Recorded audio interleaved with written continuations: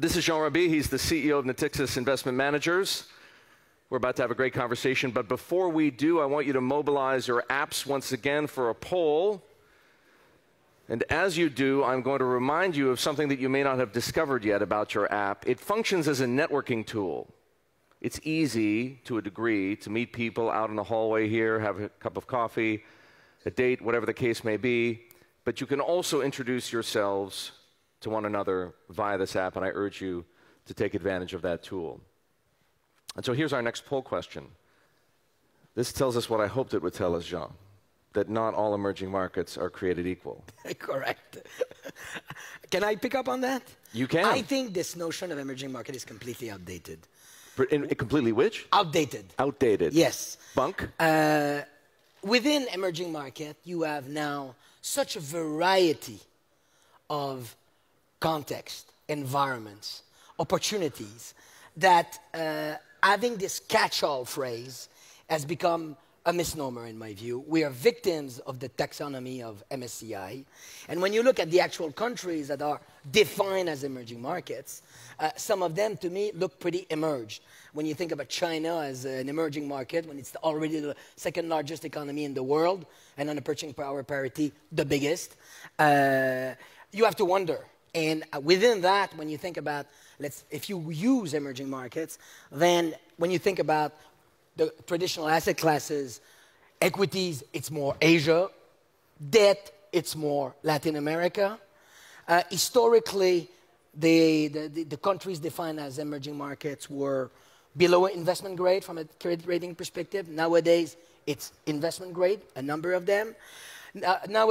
Historically, when you had one emerging market having an issue like Mexico or Russia or even Asia in the late 1990s, there was contagion to everybody else.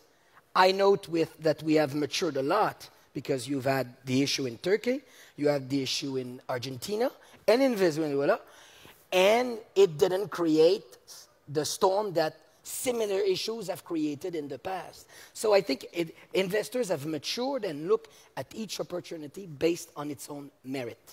What about the asset managers? You still have emerging market funds. Aren't you part of the problem? Listen, we need to educate, indeed. And I don't know if we're part of the problem, because I do believe we're not present enough in investment opportunities away from the US and in Europe. We have about, I would say, when I look at the strategies we have and the investments we have within global strategies, we're very invested in China. We are very invested in Latin America. We have a presence here in terms of investments. We have about 1.5 billion euros invested in the region. It's not that much compared to 850. I know that, but I'd like to expand on that, of course, over time. But we try to be discriminate, and I think the true impact is to be to have the local capabilities to really develop that. I want to bring up a chart now. A chart. The chart is going to show us something. Yeah. And the point I'm trying to make doesn't really reflect the point you were making, which is that you cannot trade emerging markets as a single asset class. That, however, is exactly what this chart does. Now, the reason I bring it up is because emerging economies are growing faster, right, than the developed world. Their capital markets are expanding, and they're growing more liquid.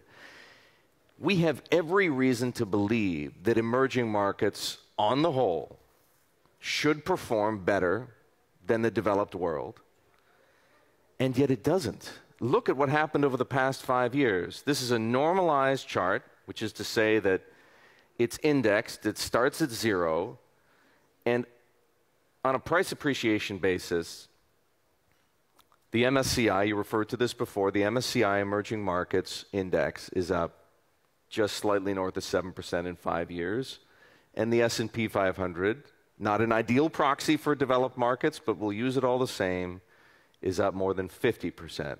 Why is this the case? And how do you explain this to the people whom you want to allocate capital to emerging markets broadly? It is indeed a kind of dichotomy. And because, as you said, if you look at the long term, the demographics and the need for investments or the opportunities for investment in these countries, you would like to believe that over the long term, there would be better investment prospects than what we have. On paper, they look so much better. In more mature markets where increasingly people live off retirement savings. So I completely get that. Yet, if you look at the macro view, as you just pointed out, the markets are behaving in a way that seems to indicate that the opportunity is not properly valued. Right now, the consensus overweight trade is emerging markets, to be honest, when you think about it. A lot of people are bullish. And when you think about where the returns come from, increasingly, it comes from local earnings, when you look at equities notably. And I would say that when you think about the opportunity in debt, in fixed income, increasingly it's also in local currencies that you will see countries issuing because capital markets are being developed in many of these countries. We're not there yet in terms of the depth that investors would like to see to be long-term investors. There's not enough yet liquidity and local capital markets, because when you're sitting in Paris or where you're sitting in London, there is a factor of distance that is addressed by having local investors invest alongside you. You know, if I have a big infrastructure opportunity in, let's say, in Africa or in Southeast Asia, I don't want necessarily to invest this alone. I want to invest with local partners. And those local partners, unfortunately, do not exist enough or do not have yet the size to co-invest with us. And that's an issue. And we, as asset managers, the thing we should do more is to try to promote local capital markets. Okay, I'm going to come to that in just a minute. But before I do, I want to make the point that that chart that we put up before compared absolute performance. In dollar terms, no doubt. Yes, that plays a role. In dollar terms. What I want to talk to you about is relative performance. Everyone in this room knows that the great debate for asset managers right now, and for that matter, the great debate for allocators, is how much do you weight passive, how much do you weight active? You're in the active management business. Your job is to outperform on a relative basis to create alpha. Is there more alpha available in the emerging world than there is in the developed world? I have to say yes, because, of course, it's coherent with my statement, my belief that local capital markets are not developed enough. So I would certainly stand for the proposition that there's a greater opportunity to generate alpha in markets that are developing than in more mature markets. You know, it's fair to say that in large cap US-based S&P, generating alpha is more difficult than in other categories, no doubt about it. Now, my issue on passive is not active versus passive. It's good active versus wrongly priced active, because you have a lot of active asset managers who are benchmark hugging, who have high turnover, therefore no conviction, and who have... You mean high turnover of positions? Of positions, therefore not a lot of conviction, and low active share. So they are really tracking a benchmark. That is the enemy of good active, but on the other hand, what passive is doing is weed out those that are not, in my view, providing value for money. And us, we pretend, you know, maybe not too humbly, but we do pretend that we bring value to our clients by being focused on high conviction strategies that are appropriately priced. We pay attention to fees, we pay attention to income ratios, to cost income ratios, and we are very focused on capacity. The enemy of performance for active asset managers is not paying attention enough to capacity. And we want to be very diligent about that. And that is the recipe to preserve performance for our clients. And our clients understand that. Why is outperformance so hard today? No, it's not so hard. Well, hang on a minute. If it weren't hard, 100% of your asset managers would be Erik, outperforming their indices. Now, let me finish. You say that because... The numbers suggest that. Yeah, you take broad generalizations. I'll tell you, you take, let's use the category I just described, S&P 500 large cap. 10 years, I'll give you the entire bull market, 2008, 2018. If you weed out, and the statistics will say active asset managers underperformed. They say that. If I take the sample and I take out all the asset managers that have the characteristics I described. High turnover, therefore no conviction rate, no conviction. Low tracking error, so basically benchmark again, and an expense ratio above the industry, you get a totally different picture. You get active asset managers that have actually outperformed. Do the survey. What percentage of asset managers about fall 50%. into that category? About 50%. 50%. Yeah, about 50%. There's no, you don't But have. I weed out a lot of people when I do that. Huh? It's an important point, though. Yes, but it's not coming across. The media, the financial press. Hang on a is second. It's our focused on- fault? A bit, because you're focused on passive versus active. The real debate is good active versus not so good active. That's the real debate. And we've let the microphone, us asset managers, active asset managers, we've let the microphone been taken by some of our peers who are really focused on passive, on index. Now you're giving me the microphone. I appreciate that. That's why I come to Bloomberg.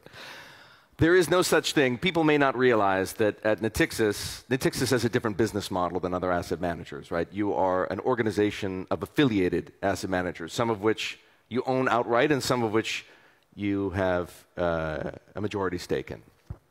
But as a result, there's no such thing as a house view. Correct. You don't have a CIO. We don't have a CIO. Individual asset management companies are autonomous in the investment process, and therefore they have their own CIOs. But as the CEO, surely some macro assumptions underpin your strategy. Correct. What are those? Belief that our industry is a GDP growth industry. It's tied to GDP growth. So it has fundamentals that are quite favorable, we believe. A belief that indeed we need to be more present in regions that will, according to everybody, I just repeat what I'm told, will provide superior rates of growth, and that's Asia-Pacific region, probably this region as well, and over the long term, Africa and Latin America. So I want to be focused on developing our business in those regions. I mean, we are very big in the US. We're quite sizable in Europe. The opportunity for us is to not only consolidate what we have and add to our capabilities for our clients that are based in the US and Europe, but also bring to them investment opportunities in other regions of the world. That's my fundamental macro view. Let's talk about this region then. Yes. If you want to be better represented here, if you want more of a footprint in the GCC or the Middle East more broadly, there's a standard playbook, as you know, for asset managers from, call it, the developed world, the United States or Europe, who want to build a business here, right? They focus on the largest allocators. They parachute in teams who visit the sovereign wealth funds, the pension plans, the large family offices. They maintain as few people here on the ground as possible. They gather as many assets and effectively take them away to be managed somewhere else. What are you doing? We're part of that group. We have people here that do exactly that. And I come here and I go see clients. And indeed, it's to entice them to participate in the investment opportunities that our affiliates manage. Now, where I'm going is a bit different. And the same way I said earlier that being able to maneuver through the broad category of emerging markets is to have local capabilities.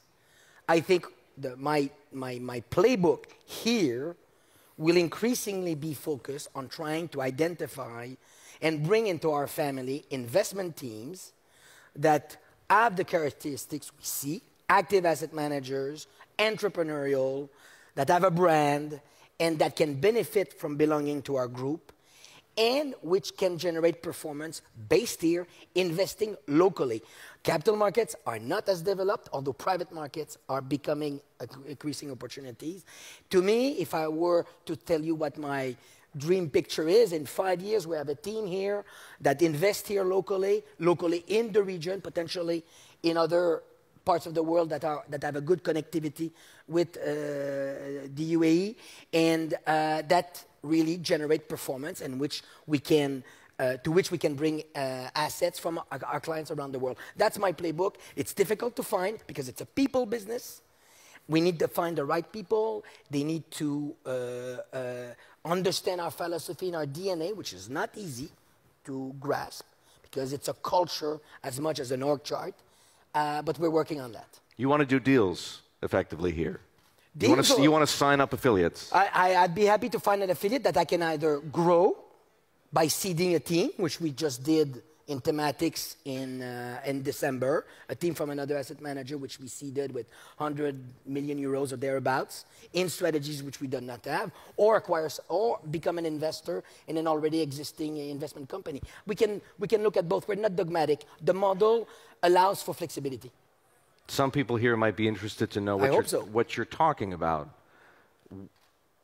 Many of the relationships you have now, as I mentioned earlier, are ones where you either own the asset manager outright, like Loomis Sales, for example, a firm people here might be familiar with, based in the United States, or you have a majority stake, which is the case with many of your relationships in Europe. Would you require having a majority stake here? My answer is yes. That being said, it is true that we have made an acquisition recently where we took a minority stake, but with a strong distribution partnership. And that fits within our model. And in that case, we're also the ultimate provider of liquidity over time. So I would expect that partnership to be for the long term and grow. But our business model is indeed toward a majority of the capital of the investment company. But we treat our... Oh no, we interact. Treat is not the right word. We interact with our management teams as partners. They are owners of the business because we have strict rules where we share profitability. And therefore, we make them investors also for the long term. We seed some of their strategies, but we also have asked them, and they do, of course, voluntarily, because they believe they're the best managers of their own money. So they invest as well, and we do this for the long term. And those arrangements, frankly, stand the test of time. Some of our arrangements with affiliates date back 25 years. And sometimes they need accommodation, but we don't even amend. We just agree on short-term measures that make sense given the change of circumstances. So we really are in partnership with our investment teams. What's the minimum level of, and I know you don't define everything by AUM, but what's the minimum level of AUM that you would want to find in a prospective partner? I'm not sure it's an interesting question for the audience, but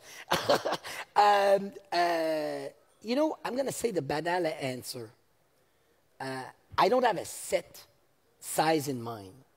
We have affiliates that have 500 million euros of assets under management, others that have 2 billion, others that have 200 billion. The model allows for flexibility. Depends on the strategy and the expertise. Okay. Give people, these potential partners of yours, a sense of what the future holds in store for Natixis. You're a big company. You have $1 trillion of assets under management. How much bigger are you going to get? And how are you going to get there? It's not a question of size. It's a question of being relevant. I think when I think profitable, about, I hope. think about the future, I have to think about the potential disruption to our industry. Some of my peers believe we've been disrupted because of the active-passive debate. I don't think we have. Technology is going to play a big role in that. I think our industry has been slow to change, slow to adapt, probably one of the slowest industries in adapting to digitalization. I think it's in part because we don't really collaborate with each other, contrary to banks, for example, who trade with each other. Us, we're each in our own way. And that will define, I think, the industry. So I'd like to believe we can be a thought leader, an innovator in all the aspects where our industry needs to adapt or evolve or innovate. That's where we're going. It's not a question of size. Now, Jean, that being said, size does matter, no question. Yes, but, in other words. Yes, but, yeah. All right, to conclude our conversation, I want to poll the audience once again. So pull out your phones, pull out your tablets. This doesn't have anything to do really with emerging markets per se, but it's meant to be provocative. Which asset class offers the best risk-reward over the next 12 months? Oh, I know which one. U.S. stocks, European stocks, Chinese stocks, or cash? Can I comment on that? Sure. Just as I suspected. Tell me what you think. I think the most overweight consensus trade is emerging markets. The most consensus underweight trade is Europe. I'd bet my money on Europe. There you have it, folks. Jean Raby is the CEO of Natixis Investment Managers. Thank you so very much.